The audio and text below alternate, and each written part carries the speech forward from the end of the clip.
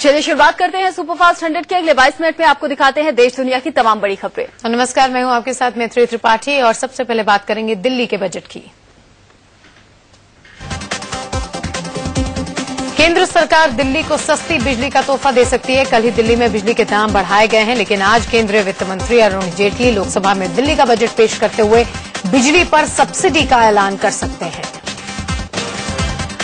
सूत्रों के हवाले से खबर है कि 400 यूनिट तक बिजली की खपत पर केंद्र सरकार सब्सिडी दे सकती है। लोकसभा में दिल्ली प्रदेश के बजट में केंद्रीय वित्त मंत्री 700 करोड़ की राशि बिजली सब्सिडी के लिए आवंटित कर सकते हैं।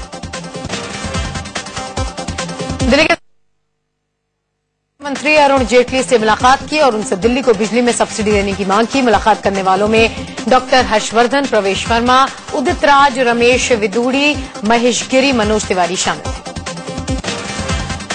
इससे पहले दिल्ली बीजेपी के अध्यक्ष सतीश उपाध्याय ने बिजली पानी पर सब्सिडी को लेकर वित्त मंत्री अरुण जेटली से मुलाकात की थी। उपाध्याय ने जेटली से 800 करोड़ रुपए की बिजली सब्सिडी देने की मांग की थी।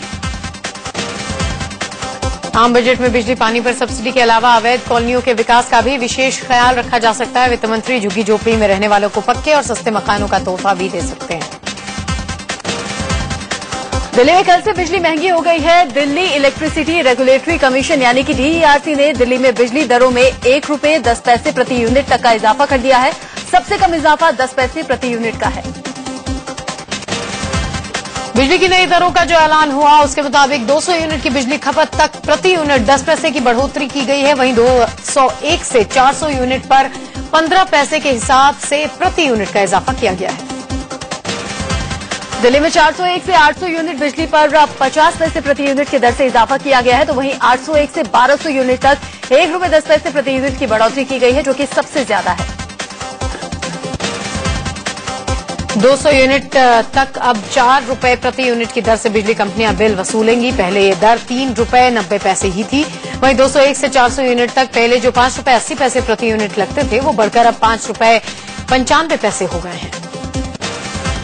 401 से 800 यूनिट तक की खपत पर नया रेट 7 रुपये 30 पैसे प्रति यूनिट हो गया है। 1 से 400 यूनिट तक पहले जो 5 रुपये 80 पैसे प्रति यूनिट लगते थे, वो बढ़कर अब 5 रुपये 95 पैसे हो गए हैं। 401 से 800 यूनिट तक की खपत पर नया रेट 7 रुपये 30 पैसे प्रति यूनिट हो गया है। पहले यह दर 6 रुपये 80 पैसे प्रति यूनिट थी। इसी तरह से 801 से 1200 यूनिट का नया रेट 8 रुपये 10 पैसे हो गया, जो कि पहले प्रति यूनिट 7 रुपये ही था। डीईआरसी ने एक बिजली के नए स्लैब का ऐलान किया है। 1200 यूनिट से ज्यादा खपत पर एक नया स्लैब बनाया गया है और इस स्लैब में नई दर 8 रुपये 75 पैसे प्रति यूनिट रखी गई है। पहले ये स्लैब 801 प्लस वाले में ही आता था। बिजली दरों में किया गया ये इजाफा 8.32% तक का है। बिजली की दरों में इजाफा भले ही हो, लेकिन सरचार्ज खत्म करने के चलते बिजली बिल का कम आने की संभावना है। डीईआरसी का भी दावा है कि 400 यूनिट तक बिजली इस्तेमाल करने वालों को उनका बिल कम आएगा। दरअसल डीईआरसी ने हर 3 महीने पर लगने वाले बिजली सरचार्ज को खत्म कर दिया है। ये सरचार्ज पहले 6 से 8% तक वसूला जाता था, लेकिन अब सरचार्ज खत्म होने के चलते कहा जा रहा है कि बिजली दर बढ़ने के बावजूद बिल कम आएंगे। डीईआरसी ने दिल्ली मेट्रो और फैक्ट्रियों को दी जाने वाली बिजली में भारी इजाफा किया है। ये बढ़ोतरी करीब 11% तक की गई है। वहीं एनडीएमसी के क्षेत्र में करीब 9.5% बिजली महंगी हो गई है। इससे कयास लगाए जा रहे हैं कि मेट्रो का किराया बढ़ सकता है। दिल्ली के बदरपुर में बिजली के बढ़े दामों के खिलाफ प्रदर्शन किया गया। आम आदमी पार्टी के कार्यकर्ताओं ने दिल्ली मथुरा रोड जाम कर बिजली की बढ़ी हुई दरें वापस लेने की मांग की। देश में गहरा बिजली संकट के बीच एक और बुरी खबर है। देश में कोयला उत्पादन में बढ़ोतरी नहीं होने से बिजली संकट गहरा सकता है। केंद्रीय ऊर्जा मंत्री पीयूष गोयल ने खुद माना है कि एनटीपीसी समेत 45 पावर प्लांट के पास कोयले की कमी है। एनटीपीसी ने सरकार को जानकारी दी है कि उसके पास सिर्फ 2 ही दिनों का कोयले का स्टॉक बचा हुआ है। इस पर ऊर्जा मंत्री पीयूष गोयल ने कहा कि पिछले 5 सालों से कोयला उत्पादन में प्रतिवर्ष महज 2% का इजाफा हुआ है, जो नाकाफी है।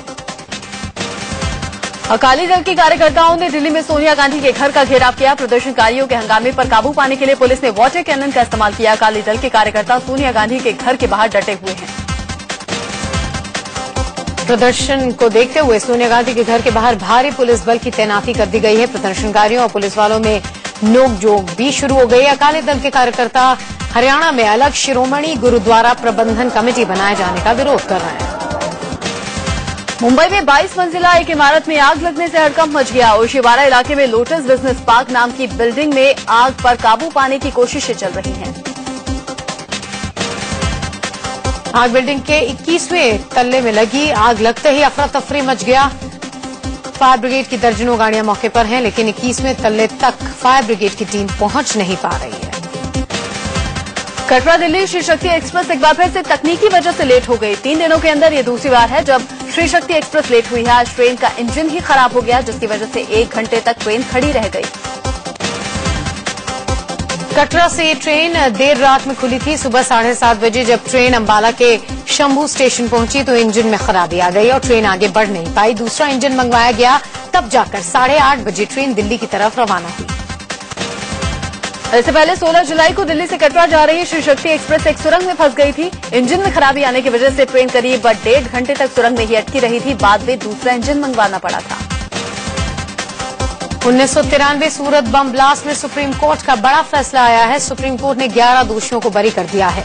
टाडा कोर्ट ने इन्हें फांसी की सजा सुनाई थी। ब्लास्ट अप्रैल 1993 में हुआ था, जिसमें एक बच्चे की मौत हुई थी और 20 लोग घायल हुए थे। पाकिस्तान में एक बार फिर से सीज फायर का उल्लंघन किया गया है। ये पाकिस्तानी सेना की तरफ से लगातार तीसरा दिन है जब सीमा पर ऐसी नापाक हरकत की गई। अरनिया सेक्टर में रात 11:30 बजे से सुबह 5 बजे तक पाकिस्तानी सेना की ओर से टितल पोस्ट पर फायरिंग की गई। युद्ध प्रभावित यूक्रेन में मलेशियाई एयरलाइंस के एक यात्री विमान को मार गिराया गया। विमान में सवार सभी 298 लोगों की मौत हो गई। बताया जा रहा है कि विमान को मिसाइल से निशाना बनाया गया। यूक्रेन के ग्राबोवो गांव के पास विमान का जलता हुआ मलबा और शव बरामद हुए। हादसे में विमान सैकड़ों टुकड़ों में बिखर गया और कई किलोमीटर दूर तक विमान का मलबा और शव मिले हैं। मलेशिया के विमान में कुल 298 लोग सवार थे, जिनमें से 280 यात्री थे। इन यात्रियों के अलावा 3 नवजात बच्चे और 15 क्रू मेंबर्स शामिल थे। विमान हादसे में आधे से ज्यादा नीदरलैंड्स के यात्री मारे गए। नीदरलैंड्स के 154 यात्री जबकि मलेशिया के 43 हादसे के शिकार हुए। वहीं इस हादसे में ऑस्ट्रेलिया के 27 और इंडोनेशिया के 12 यात्रियों की जान चली गई।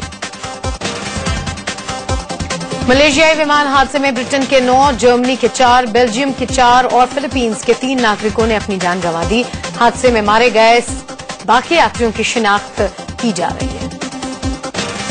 मलेशियाई एयरलाइंस का बोइंग 777 विमान MH17 एम्स्टर्डम से कुआलालंपुर जा रहा था। करीब 33,000 फीट ऊपर उड़ान भर रहा विमान भारतीय समयानुसार करीब 8:45 पर अचानक रडार से गायब हो गया था। विमान रूस की वायु सीमा से 50 किलोमीटर पहले पूर्वी यूक्रेन में मार गिराया गया। ये वही जगह है जहां इन दिनों यूक्रेन की सेना और रूस समर्थक लड़ाकों के बीच संघर्ष चल रहा है। हादसे के बाद राहत और बचाव का काम चल रहा है।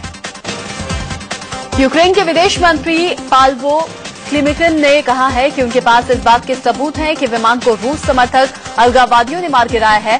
पाव्लो ने कहा कि इस बारे में इंटरसेप्ट की गई फोन बातचीत को प्रकाशित किया जाएगा, जबकि रूस ने इनसे इनकार किया है। खबरों के मुताबिक मलेशिया के विमान पर सतह से हवा में मार करने वाली एक मिसाइल से हमला किया गया, जिसका जिक्र रूसी विद्रोहियों ने अपने ट्विटर अकाउंट पर ट्वीट करके किया था। हालांकि विद्रोही हमले से इनकार कर रहे हैं और उस ट्वीट को डिलीट कर दिया गया है। मलेशियाई विमान हादसे पर रूसी राष्ट्रपति पुतिन ने मलेशियाई प्रधानमंत्री को फोन कर विमान हादसे पर गहरा दुख जताया है। पुतिन ने कहा कि हादसे की पूरी जिम्मेदारी यूक्रेन की है। मलेशिया के प्रधानमंत्री मोहम्मद नजीब रज़क ने घटना पर दुख जताया है। रज़क ने कहा, हमने इसकी जांच शुरू कर दी है। इसके लिए जिम्मेदार लोगों को उनके लिए सजा दी जाएगी। अमेरिकी राष्ट्रपति बराक ओबामा ने कहा है कि विमान हादसा एक भयानक त्रासदी है। अमेरिका विमान हादसे के कारणों का पता लगाने में पूरी मदद करेगा। यूक्रेन में मलेशिया का विमान गिराए जाने के बाद एयर इंडिया ने यूक्रेन की वायु क्षेत्र में विमान नहीं उड़ाने का फैसला किया है। वहीं इटली, फ्रांस, ब्रिटेन और रूस जैसे देश भी यूक्रेन की एयर एरिया को लेकर अलर्ट हो गए हैं। ब्राजील से स्वदेश लौट रहे भारतीय प्रधानमंत्री नरेंद्र मोदी का प्लेन भी उसी रास्ते में आना था जिस हवाई मार्ग में मलेशिया विमान पर हमला हुआ, लेकिन हमले का पता चलने के बाद रूट बदल दिया गया। प्रधानमंत्री नरेंद्र मोदी ब्राजील की 4 दिवसीय यात्रा के बाद देर रात वतन वापस लौट आए। प्रधानमंत्री नरेंद्र मोदी ब्रिक्स सम्मेलन में हिस्सा लेने ब्राजील गए थे। ब्राजील से लौटते वक्त प्रधानमंत्री थोड़ी देर के लिए फ्रैंकफर्ट रुके। फ्रैंकफर्ट में प्रधानमंत्री मोदी ने जर्मन चांसलर एंजेला मर्केल से बात की और उन्हें जन्मदिन की बधाई दी। साथ ही प्रधानमंत्री मोदी ने जर्मन चांसलर एंजेला मर्केल को भारत आने का न्योता भी दिया। दिल्ली में सरकार बनाने को लेकर जोड़ तोड़ तेज हो गई है। कांग्रेस विधायक आसिफ मोहम्मद खान ने एक स्टिंग के जरिए दावा किया है कि आम आदमी पार्टी के एक नेता इलियास आजमी ने उनसे मुलाकात की और सरकार बनाने के लिए उनका समर्थन मांगा। आसिफ का कहना है कि बीते एक हफ्ते से आम आदमी पार्टी के नेताओं से उनकी बात हो रही थी। आसिफ ने कहा कि आम आदमी पार्टी ने उन्हें इस बात के लिए अधिकृत किया कि वो आपकी सरकार बनाने के लिए कांग्रेस विधायकों से बातचीत करें। उन्होंने कहा कि आम आदमी पार्टी के वरिष्ठ नेताओं ने कहा कि वो दिल्ली में समझौते के लिए तैयार हैं। यही नहीं, आम आदमी पार्टी कांग्रेस विधायकों को कैबिनेट में जगह देने को भी तैयार हो गई है। आसिफ ने आपके नेताओं को चुनौती देते हुए कहा कि अगर उनमें हिम्मत है तो उनकी बातों को काट कर दिखाएं। आसिफ मोहम्मद खान का कहना है कि उनके पास आप नेता मनीष सिसोदिया का मैसेज भी है, जिसमें उन्होंने आसिफ को अपने ससुराल बुलाया है। आसिफ ने दावा किया है कि मनीष ने उन्हें मैसेज में लिखा है कि दिल्ली में मीडिया का घेरा है, इसलिए वो उनके ससुराल आए, वहां बैठकर बात होगी। बीजेपी ने आम आदमी पार्टी के संयोजक अरविंद केजरीवाल को कानूनी नोटिस भेजकर 1 करोड़ का हर्जाना मांगा है। ऐसा नहीं करने पर उनके खिलाफ आपराधिक मामला दर्ज कराया जाएगा। पार्टी ने यह हर्जाना पार्टी के लोगों को मानसिक पीड़ा पहुंचाने और मानहानि करने के तौर पर मांगा है। बीजेपी ने अपने नोटिस में लिखा है कि आपके द्वारा ट्विटर पर और प्री रिकॉर्डेड ऑडियो मैसेज में झूठे और अपमानजनक आरोपों से सर्कुलेशन के समाज के भीतर पार्टी के सम्मान और प्रतिष्ठा को बड़ा नुकसान हुआ है। झूठे और बेबुनियाद आरोप लगाना बंद करें और भविष्य में ऐसे आरोपों से परहेज करें। बीजेपी का ये कदम आम आदमी पार्टी की ओर से जारी किए गए विज्ञापन और पोस्टर के पलटवार के तौर पर आया। पोस्टर और विज्ञापन में केजरीवाल बीजेपी पर सरकार बनाने के लिए 20 करोड़ में विधायक खरीदने का आरोप लगा रहे हैं।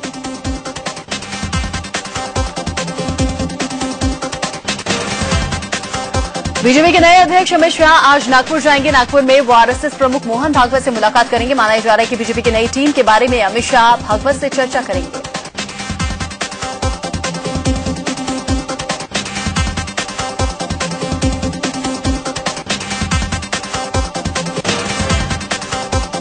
महाराष्ट्र कांग्रेस के लिए बुरी खबर है। बताया जा रहा है कि महाराष्ट्र सरकार में उद्योग मंत्री नारायण राणे कैबिनेट के साथ कांग्रेस पार्टी से भी इस्तीफा दे सकते हैं। सोमवार को वे इस्तीफा से दे सकते हैं।